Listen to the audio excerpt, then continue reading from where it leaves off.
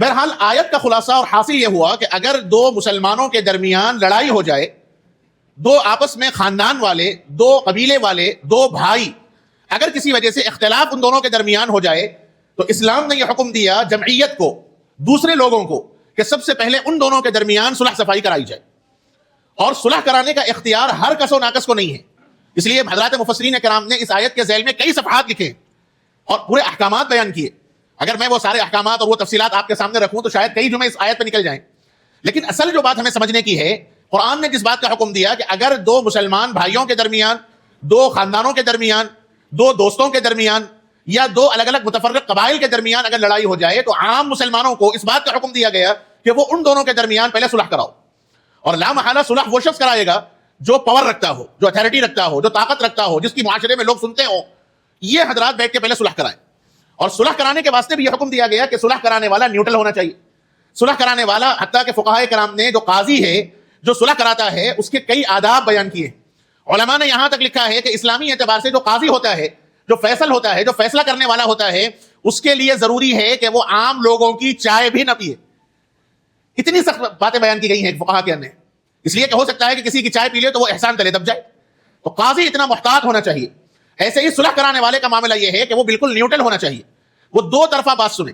عام طور پر ایسا ہوتا ہے مزاج کے اعتبار سے کہ اگر دو قبائل میں، دو لوگوں میں لڑائی ہو جائے کسی وجہ سے، اور دونوں میں سے کسی ایک نے کسی کو فیصل بنایا، کس بڑا سمجھ کے بات لائے، تو وہ آدمی ایک کی بات سن کے متاثر ہو جاتا ہے اور فطری اعتبار سے ذہن اس کی طرف چلا جاتا ہے.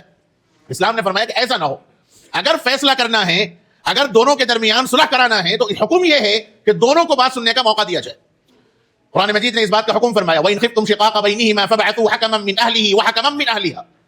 میاں بیوی کے درمیان اگر لڑائی ہو جائے، آپسی اختلافات ہو جائے، تو حکم یہ دیا گیا کہ ایسا نہیں کہ فوری الگ الگ کر دو، بلکہ ان دونوں کے درمیان بیٹھ کے بات کرو، دونوں کے درمیان بیٹھ کے صلح صفائی کراؤ.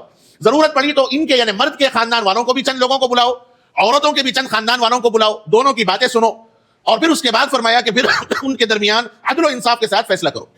اس لیے سب سے پہلا کام جو کرنے کا ہے، اگر دو بھائیوں میں، دو خاندانوں میں، دو متعلقین میں لڑائی ہو جائے تو سب سے پہلے عمومی اعتبار سے مسلمانوں کا کام یہ ہے کہ وہ صلح کرانے کی فکر کریں. اور ایسا نہیں کہ ادھر گئے اس کی ہاں میں ہاں ملا دیے، ادھر گئے اس کی ہاں میں ہاں ملا دیے، اور پھر اس کے نتیجے میں بیچ میں اپنا فائدہ نکال لیے. اسلام نے ایسوں کو تو منافق قرار دیا ہے. صلح کرانے کے واسطے اگر ضرورت پڑے تو اسلام نے جھوٹ بولنے کی بھی اجازت دی ہے. جناب رسول اللہ صلی اللہ علیہ وآلہ وسلم نے اس کو جھوٹ بھی قرار نہیں دیا جو دو لوگوں کے درمیان صلح صفائی کراتا ہے. خصوصیت کے ساتھ میاں بیوی میں اگر اختلاف ہو جائے تو میاں بیوی کے اختلافات کو ختم کرنے کے واسطے اگر جھوٹ بولا جاتا ہے تو حضور نے فرمایا لیس الکذب، وہ جھوٹ نہیں. کیوں؟ اس لیے کہ سارے اختلافات میں سب سے بڑا اختلاف جس سے شیطان خوش ہوتا ہے وہ میاں بیوی کا آپسی اختلاف ہے.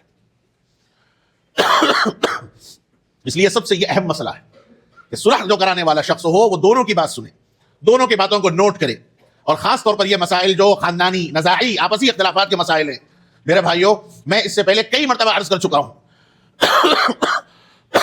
کہ یہ مسائل قرآن و حدیث کی روشنی میں، اسلامی فقہ کی روشنی میں، حدود اسلامی کے آداب کی روشنی میں یہ مسئلے حل کرنے کی ضرورت ہے. اور لا محالہ اس کے واسطے کسی ایک فریق کو دل بڑا کرنا پڑتا ہے، ورنہ قانونی اعتبار سے آپ اگر مسائل میں الجھیں گے تو نتیجہ یہ ہوگا کہ غیروں کے پاس جا کے بیٹھنا پڑے گا، تکی اور بے تکی باتوں کا سامنا کرنا پڑے گا. اس کے مقابلے میں قرآن و حدیث کو اگر ہم فیصل بنائیں گے، جس عالم دین سے بھی، جس قرآن و حدیث کو جاننے والے، جو علم شریعت کو جاننے والا ہے، جس سے آپ کو طبعی مناسبت ہے، آپ ان کو اپنا فیصل بنائیں بیچ میں. اور مسئلے کے آپسی اختلافات کو دور کرنے کی ہم سب کو فکریں کرنی چاہیے.